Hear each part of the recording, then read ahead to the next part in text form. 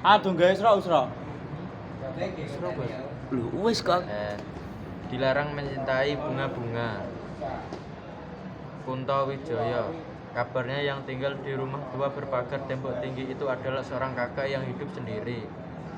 Rumah itu terletak di samping rumahku. Pagar tembok tinggi menutup rumahnya dari pandangan luar. Hanya ada satu pintu masuk dari muka, ditutup dengan anyaman bambu yang rapat. Aku belum pernah melihat kakak itu. Setelah ku coba naik ke pagar tembok melalui sebuah pohon kates di pekaranganku, terbentanglah sebuah pemandangan.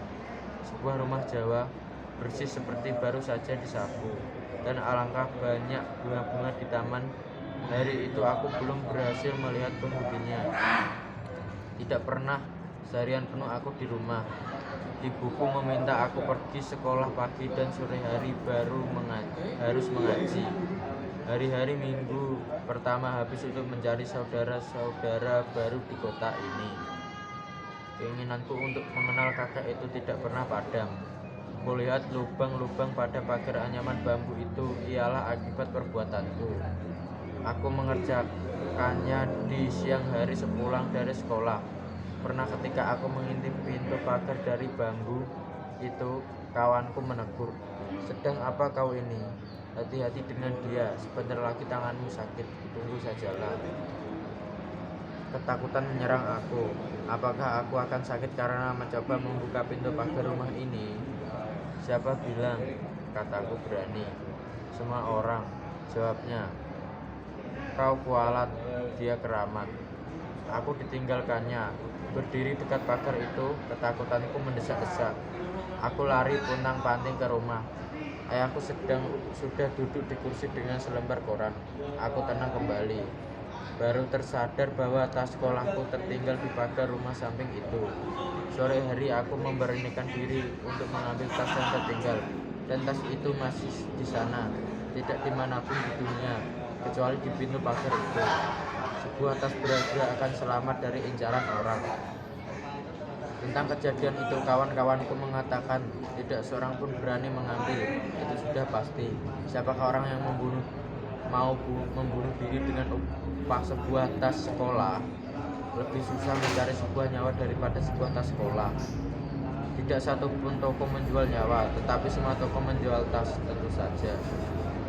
Sejak itu niatku untuk mengetahui agak reda, menyelidiki tentang mata sendiri. Berbahaya, tinggalkanlah aku bertanya pada orang-orang lain.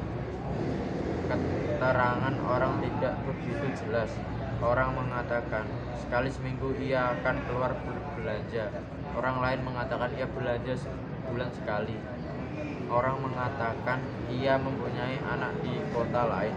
Orang lain mengatakan ia tidak beristri. Tidak seorang pun tahu tentang dirinya. Barangkali di antara kawan bermain hanya aku yang mempunyai keinginan untuk mengetahui lebih banyak tentang kakak itu. Kawan lain sudah tidak acuh lagi. Aku sudah bosan bertanya. Selain mereka juga tidak memberi keterangan jelas. Mereka akan mengejekku dengan mengatakan, biarlah kau jadi cucunya. Pernah pula aku bertanya pada ayahku. Ayahku melemparkan koran dari tangannya dan meninggalkan aku. Untuk apa? Jawabnya, itu adalah ucapan ayah yang sering kudengar. Bertanyalah tentang lokomotif misalnya, atau mobil, jangan tentang kakak-kakak sebelah rumah. Aku sendirian saja di dunia ini.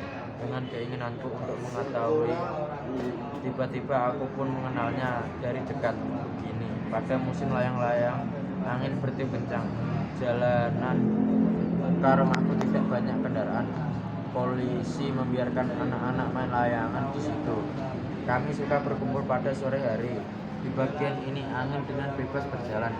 Pepohonan tidak banyak. Sore hari Jumat aku tidak pergi mengaji. Tanganku sebuah layang-layang buatan yang terbagus. Dengan benang gelasnya, udara meruah menerbangkan layang-layangku dari kampung lain menyambut pula layang-layang. Layang-layangku terputus. Kawan-kawan bersorak dan lari mengejar. Itu layang-layangku yang terbagus. Aku berdiri saja memandangi. Tiba-tiba pundakku terasa dipegang. Aku terkejut, seorang laki-laki tua dengan rambut putih dan piyama. Ia tersenyum padaku. Jangan sedih cucu, katanya. Suara itu serak dan berat. Sebentar darahku terhisap. Aku teringat rumah tua berpagar tembok tinggi.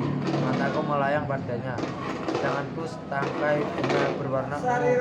Tubuhku seketika menjadi dingin.